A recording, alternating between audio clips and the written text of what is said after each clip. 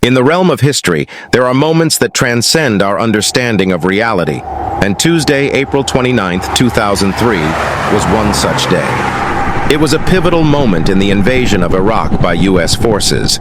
On that fateful day, the renowned BBC News published an article that defied the norms of our reality. To truly appreciate the importance of this article, we must journey back in time, delving approximately 2,500 years before the dawn of Christ, to the very heart of what we now call modern-day Iraq. During the reign of the ancient gods, it was here that Uruk was situated, a Sumerian city-state in Mesopotamia. It was ruled by the mighty Sumerian king named Gilgamesh. Gilgamesh was not an ordinary man. He was a demigod, born as the son of the priest-king Lugalbanda and the goddess Ninsun. Standing taller than all others and possessing extraordinary beauty and physical strength, Gilgamesh was remarkable.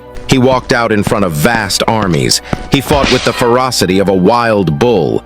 Despite his demigod status and a lifespan longer than that of normal mortals, Gilgamesh was not immortal.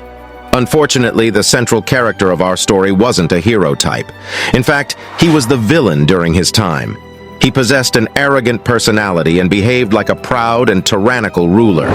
With no one to challenge him, he abused his authority as king, demanding adoration from the people and commissioning the construction of monuments in his honor. Gilgamesh also indulged in seducing women who caught his fancy, regardless of their social status or marital ties. Over time, the inhabitants of Uruk grew to despise their king, beseeching the gods in their prayers to be saved from Gilgamesh's cruelty and immorality. Moved by the pleas of the humans, the benevolent celestial god Anu felt compassion and commanded the goddess of vegetation, Aruru, to create a being to rival Gilgamesh. Using clay as her medium, Aruru fashioned a hybrid creature named Enkidu, a blend of man and animal. Enkidu possessed a primitive, hairy appearance, with bull horns adorning his head. He lived as a wild creature in the forests and plains of Sumer, grazing on grass alongside gazelles and drinking from rivers, alongside lions. Enkidu became known as a protector of wildlife but remained unfamiliar with human interaction. In a fateful encounter, a hunter found himself in the presence of this savage figure near the river's edge. The intensity of Enkidu's gaze was so overwhelming that it nearly brought the hunter to the brink of terror-induced demise. Overwhelmed and disoriented, the hunter stumbled back to his father, seeking solace and guidance. Recognizing the gravity of the situation, the father counseled his son to promptly inform the king of this unsettling encounter. Upon hearing this story, Gilgamesh decided to send Shamat, a priestess from the temple of Uruk, to investigate the matter and attempt to seduce this mysterious individual. The intention was to strip him of his wild nature, a purity bestowed upon him by the goddess.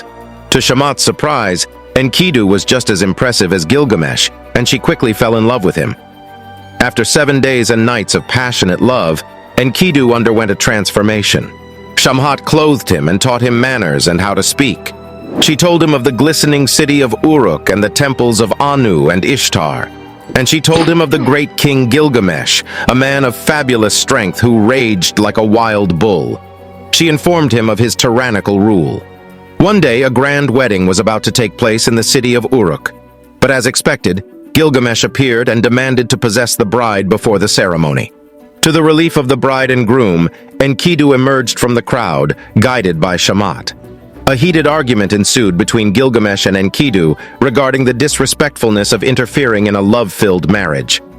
For the first time in his life, Gilgamesh found someone capable of standing up to him, which enraged him. Sensing the impending chaos, the onlookers swiftly distanced themselves from the scene, leaving the two giants face to face. Gilgamesh was the first to resort to violence. The two mighty beings exchanged blows, engaging in an epic fight that lasted for 7 uninterrupted days and caused considerable destruction in the city. Each strike from these demigods had the power to kill multiple human warriors, yet neither showed signs of surrender, gradually developing a mutual admiration. Ultimately, Gilgamesh landed a decisive blow, knocking Enkidu to the ground. However, instead of finishing off his opponent, Gilgamesh extended a helping hand, raising Enkidu to his feet. Both were proud of their mighty clash and embraced each other. This resulted in an everlasting friendship.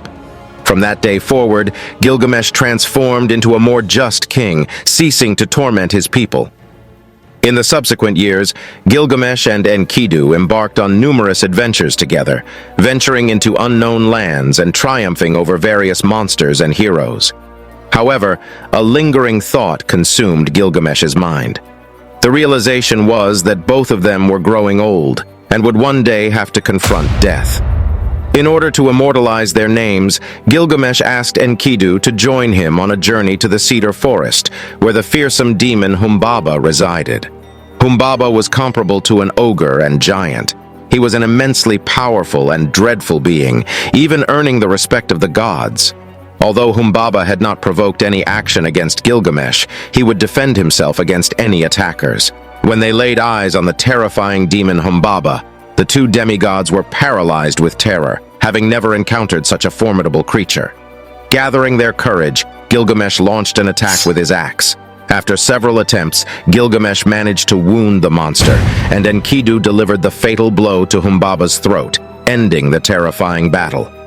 Before his demise, Humbaba cursed both Gilgamesh and Enkidu, prophesying that one of them would suffer as punishment for their actions. Although they had achieved a great feat by slaying Humbaba, the gods were angered by his death. Nonetheless, Gilgamesh and Enkidu returned to the city of Uruk, planning to celebrate their victory. However, an unexpected guest disrupted their festivities. Ishtar, the Babylonian goddess of love, beauty, war, and fertility. She was captivated by Gilgamesh's strength and attractiveness and desired him as her lover. Despite Ishtar's allure, Gilgamesh rejected her advances, aware of the dreadful fate that had befallen her previous lovers. Enraged by Gilgamesh's audacity, Ishtar vowed revenge. Feeling in a bitter rage, she went up to high heaven and sought the assistance of her father, the celestial god Anu. She requested that he send the most powerful creature to kill Gilgamesh and Enkidu.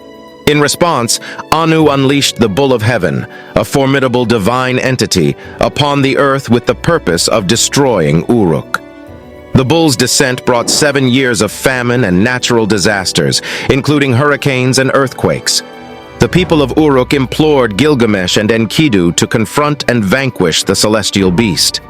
The monumental clash between the two demigods and the mighty divine bull shook the entirety of Mesopotamia. Armed with the same weapons they had used to defeat Humbaba, Gilgamesh and Enkidu fought together and succeeded in slaying the Bull of Heaven. In a gesture of contempt, Gilgamesh severed one of the bull's legs and threw it at the feet of the watching goddess Ishtar. Ishtar, incensed by the act, rallied the other gods to punish Gilgamesh and Enkidu for their defiance. After much deliberation, the gods reached a decision. Enkidu, being the one who held the Bull of Heaven by its horns, would be the one to die. A few days later, Enkidu fell seriously ill, realizing that his end was near. Witnessing his best friend in such a condition, Gilgamesh grew desperate and sought the help of the kingdom's finest doctors, but their efforts were in vain. Enkidu passed away in agonizing delirium, held in the arms of Gilgamesh, who mourned deeply for days. The death of Enkidu instilled a profound fear in Gilgamesh, awakening a dread of his own mortality. This fear drove him to embark on a quest to uncover the secret of immortality and find a way to bring Enkidu back to life. Gilgamesh journeyed far and wide, traversing mountains and deserts in search of his ancestor Utnapishtim. This man survived the Great Flood and was granted immortality by the gods. With the guidance of the boatman Urshanabi, Gilgamesh crossed a vast lake of poisonous waters and finally arrived at the abode of Utnapishtim. To his disappointment, Utnapishtim explained that only the gods possessed the power to bestow eternal life. However, he was given a test. If he wants to live forever, he'll need to be awake for 7 days. Due to his tiring journey, the king was able to sleep for a week.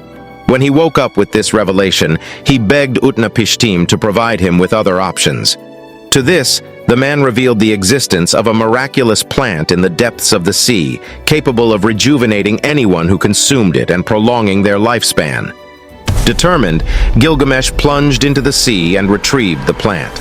Yet, when he resurfaced, he left the plant on the banks of a lake while he cleansed himself from the arduous journey. Tragically, a common snake, enticed by the plant's sweet aroma, devoured it.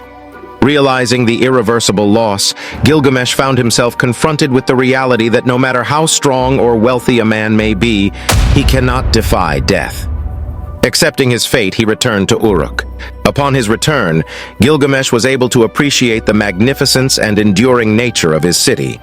Recognizing that his legacy as a benevolent king would be the closest he could come to immortality, he resolved to immortalize his name, the memory of Enkidu, and their great adventures. Gilgamesh decided to inscribe their story on clay tablets, ensuring that their tale would be eternal. In the end, the immortality that he sought did not stem from divine intervention or magical plants, but rather from his deeds, his city, and the stories that would be recounted about him for countless generations to come. Did you like this epic story of Gilgamesh? Don't forget to hit that subscribe button. Until the next one.